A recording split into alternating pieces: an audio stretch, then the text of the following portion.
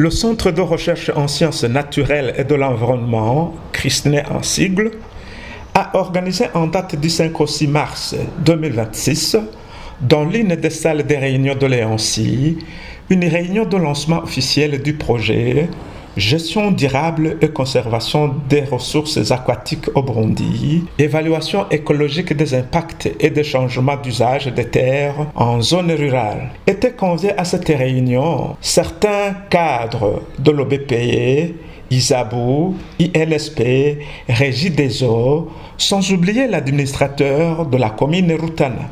Le directeur de la recherche et innovation de l'Université du Burundi, qui a représenté le recteur, a dans son discours d'ouverture de la réunion félicité les promoteurs de ce projet ainsi que l'ensemble de l'équipe des chercheurs. Il a ajouté que le dit projet illustre la parfaite capacité de l'Université du Burundi et de ses chercheurs à proposer des solutions concrètes aux défis de société. Mesdames, Messieurs les enseignants-chercheurs à l'Université du Burundi, distingués invités, tout protocole observé, Mesdames, Messieurs, bonjour. Au nom du recteur de l'Université du Burundi et à mon nom propre, j'ai un honneur et un réel plaisir de prendre la parole ce jour à l'occasion du lancement officiel du projet Gestion durable et conservation des ressources aquatiques au Burundi.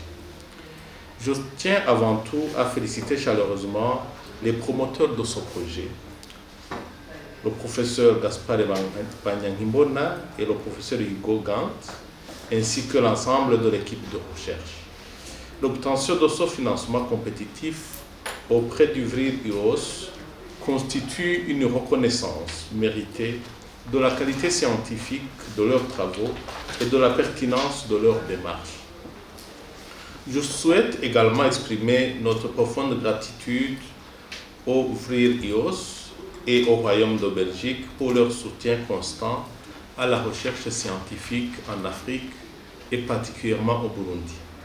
Le partenariat établi avec la KU Leuven et le Musée royal de l'Afrique centrale de Tervuren illustre une coopération nord-sud exemplaire, fondée sur la confiance mutuelle, le respect et l'excellence académique. Mesdames et messieurs, ce projet illustre parfaitement la capacité de l'Université du Burundi et de ses chercheurs à proposer des solutions concrètes aux défis de société. En produisant des données de référence sur les ressources en eau et la biodiversité, nous contribuons non seulement à l'avancement des connaissances scientifiques, mais également à l'élaboration de politiques publiques éclairées. Il s'agit de protéger durablement les moyens de subsistance de nos communautés rurales, la santé de nos populations et la sécurité alimentaire de notre pays. Le doctorant Anatole Bigirimana a passé en revue les zones d'action du projet. Il a en plus de cela énuméré les apports du projet à l'égard de ses bénéficiaires. Les zones d'action de ce projet, c'est bien les trois sous-bassins du bassin du Congo-Burundi. Et quand on parle du bassin du Congo-Burundi, vous entendez que c'est bien le bassin du lac Tanganyika au Burundi. Donc les zones d'action en soi du projet, c'est bien le bassin de la Rusizi. Et côté du Burundi, il y a les affluents directs du lac Tanganyika, c'est-à-dire entre Bujumbura et Nyanzarak, et aussi le bassin de la Haute Maragarazi au Burundi. Les apports de ce projet à regarder les bénéficiaires, il faut d'abord comprendre que le bénéficiaire en premier, c'est bien le pays. C'est bien notre pays, le Burundi, parce que ce projet permettra de générer des données de référence qu'en soi le pays ne disposait pas. Donc il s'agirait de données de référence ici, l'évaluation de la qualité de l'eau. Et avec ces données, on pourra par la suite penser ou songer à faire des études de monitoring, donc de suivi de la qualité de l'eau. Ça c'est en premier. En deuxième lieu, donc, ce projet permettra d'accompagner un doctorat qui est moi-même et qui fait partie du personnel de l'Université du Burundi. En outre, ça permettrait de former le personnel burundais de différentes institutions, et que ce soit le BPE, les ONG, juste pour avoir des connaissances sur l'évaluation des espèces, l'évaluation des statuts de protection des espèces, qu'on ne faisait pas actuellement chez nous. Donc ça c'est un apport important que je peux dire pour ce projet.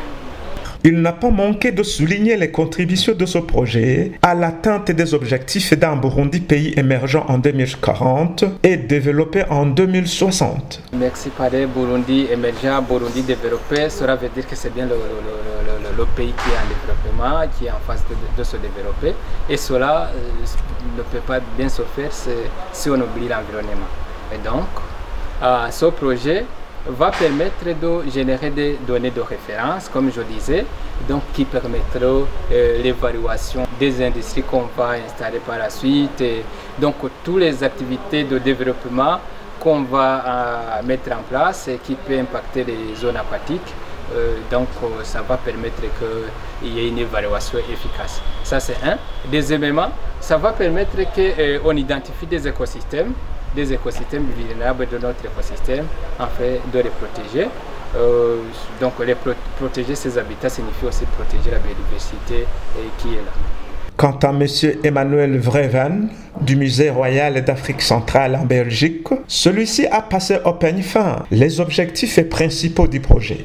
Moi, je suis M. Emmanuel Vreven. Je viens de la Belgique. Je viens du Musée royal d'Afrique centrale à Tervuren en Belgique. Et je suis au fond un ichthyologue, ce qui veut dire que je suis un spécialiste dans les poissons. Je suis venu particulièrement ici pour quelques jours pour une réunion de démarrage d'un projet qui est au fond géré en premier lieu par le professeur Gaspard Banyankimbona et par le professeur Hugo Gante, qui tous les deux avaient été retenus par des autres obligations. Et donc c'est dans ce cadre que moi je suis ici et que donc j'ai essayé de remédier à leur absence et de rendre possible que le projet avance dans la bonne direction. Je pense que les objectifs, les objectifs du projet sont, je dirais, multiples. La première chose que je vois et qui pour moi est vraiment fondamentale, c'est qu'on manque des données de base. Et donc la première chose à faire, c'est de générer les données de base. Et ces données de base constituent ou concernent par exemple notre connaissance de la faune ichthyologique, mais également, encore plus problématique, notre connaissance de la faune des macroinvertébrés des eaux. Parce que je vois pour la plupart des poissons, on arrive à les identifier au niveau spécifique, ce qui, par rapport aux macroinvertébrés, dans plein de cas, n'est même pas possible. On est déjà content si on peut identifier les animaux jusqu'au niveau de la famille. Donc ça montre comment la connaissance est vraiment limitée. Et ça montre aussi l'importance de s'en occuper. Mais donc, ça c'est un objectif. Le deuxième objectif que je vois de mon côté, et il y a naturellement la formation de doctorants, etc., mais le deuxième objectif que je pense qui est aussi crucial et qu'il faut voir dans le contexte du projet lui-même, c'est de voir comment est-ce qu'on pourra traduire cette génération de données en une sustainabilité permanente. Et ça veut dire comment est-ce qu'on pourra traduire ça par l'OBPE, par les ONG, dans des impacts qui vont faire la différence par rapport au futur de tous les Burundais, je dirais. Voilà, comment, parce que ce que je vois par exemple en termes d'objectifs, on va étudier des zones non impactées, pour lesquelles on va aller étudier de préférence des zones protégées, bien que non protégées, non impactées, c'est toujours entre parenthèses, on ne sait pas, c'est la situation actuelle, est-ce que c'est véritablement non impacté? C'est difficile à évaluer. Et alors, on va comparer ça avec des zones où il y a vraiment des impacts anthropiques. Et c'est aussi ce qu'on a fait durant la réunion actuelle, c'est d'aller documenter quels sont ces impacts anthropiques. Par exemple, la culture au riz, ou par exemple, l'exploitation minière, qui est une toute autre impact, disons, anthropique à ce niveau. Voilà, je pense que ça c'est un peu... Et je pense que ce qui est vraiment important aussi pour le projet, c'est donc pas seulement de générer des données, mais donc les partager avec et donc ce qu'on a essayé de faire durant les 2 jours qui se sont passés, c'est de travailler la construction d'un réseau d'échange, justement pour permettre ce futur qui sera intégré. Parce que voilà, c'est bien de générer des données, mais ces données doivent être quelque part applicables. Et c'est dans ce sens que les partenaires vont nous aider à rendre cela applicable et exécutable. Par exemple, une des choses que je peux mentionner, c'est que pour les poissons, par exemple, il y a plein d'espèces qui ont déjà été évaluées internationalement sur l'Union internationale de conservation de la nature, la liste rouge. Donc les poissons qui sont par exemple en danger ou quoi. Eh bien oui, voilà, pour la plupart des poissons du Burundi, cela a été fait en 2006. 2006, il y a 20 ans de ça. Vous ne pensez pas que le changement qui a lieu autour de nous va bien plus vite que cela? Donc il faudrait permettre de réévaluer ça régulièrement afin de faire un meilleur suivi. Et il y a des poissons au Burundi, même dans le bassin du Congo que nous allons étudier le bassin du Congo au sens large, qui sont vraiment effectivement sur cette liste de critique, en danger critique. Eh bien oui, essayons de voir comment on peut refaire cette évaluation pour voir quelle en est la situation actuelle. Il a mis en évidence ce que la population burundaise peut s'attendre de son nouveau projet. Je pense que, et j'en ai déjà parlé dans ce que j'ai expliqué, mais je pense qu'il y a plusieurs niveaux auxquels... la première chose, c'est générer les données qui manquent. Voilà. Si on génère des données déjà inexistantes, voilà. Et dans ce cadre, je vois il y aura la formation d'un doctorant, il y aura la formation d'étudiants en master par rapport aux macroinvertébrés. Voilà, encore des répercussions, je dirais. En deuxième lieu, voilà, je vois l'OBPE, les ONG, voilà, on va générer des données et puis on va voir comment ces données qui seront générées pourront être exécutées, implémentées par rapport ce qui a été généré. Et c'est dans ce sens que je voudrais dire, voilà, ce qu'on constate au Burundi, je pense, c'est qu'il y a pas mal d'endroits où la forêt de galerie est coupée. Il y a pas mal d'endroits où le papyrus est enlevé. Ces impacts ne restent pas sans résultat ou sans conséquences. Voilà. Maintenant, c'est à nous de documenter quelles en sont les conséquences possibles. Et alors, de revenir aux ONG, de revenir à l'OBPE et de voir comment on pourra faire pour remédier à ces problèmes existants. Par exemple, si on constate que la forêt...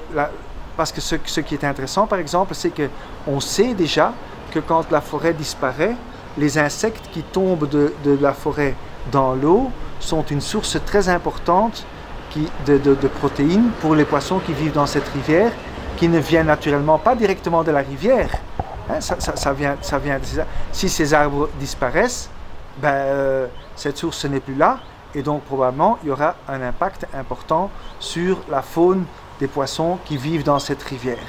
Donc ce sera à nous de démontrer cela, et alors de voir, par exemple pour les ONG, voilà, ils auront alors des arguments, des données, qui vont leur permettre de retourner chez les bailleurs de fonds et dire voilà, replanter la forêt, replanter les papyrus, ceci sont les influences, où en sont les résultats, est-ce que vous ne pouvez pas nous donner de l'argent pour rendre cela possible? Parce que je vois, et je ne me rappelle plus très bien, mais ce que je vois, c'est, voilà, il y a le commentaire que la replantation du papyrus n'est pas directement une activité économique, disons. Mais naturellement, si on peut démontrer que replanter le papyrus fait qu'il y a 2 fois plus de poissons dans ces environnements, ça veut dire qu'on pourra plus pêcher. Et voilà. Et donc, ça veut dire qu'à ce niveau-là, il y a quand même un impact positif aussi pour la population qui pourra mieux se nourrir de ces endroits que s'il n'y avait plus de papyrus.